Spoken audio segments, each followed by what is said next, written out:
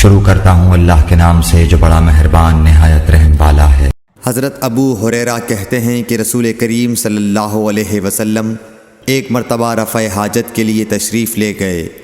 آپ کی عادت مبارکہ تھی کہ آپ چلتے وقت ادھر ادھر نہیں دیکھا کرتے تھے، تو میں بھی آپ کے پیچھے آپ کے قریب پہنچ گیا۔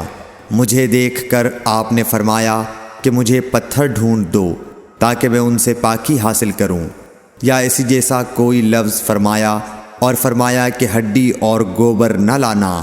چنانچہ میں اپنے دامن میں پتھر بھر کر آپ کے پاس لے گیا اور آپ کے پہلو میں رکھ دیے اور آپ کے پاس سے ہٹ گیا۔ جب آپ قضاء حاجت سے فارغ ہوئے تو آپ نے پتھروں سے استنجا کیا۔ صحیح بخاری حدیث نمبر 155۔ عبداللہ بن مسعود رضی اللہ تعالیٰ عنہ کہتے تھے کہ نبی کریم صلی اللہ علیہ وسلم رفع حاجت کے لیے گئے تو آپ نے مجھے فرمایا کہ میں 3 پتھر تلاش کر کے آپ کے پاس لاؤں، لیکن مجھے 2 پتھر ملے، تیسرا ڈھونڈا مگر مل نہ سکا، تو میں نے خشک گوبر اٹھا لیا، اس کو لے کر آپ کے پاس آ گیا۔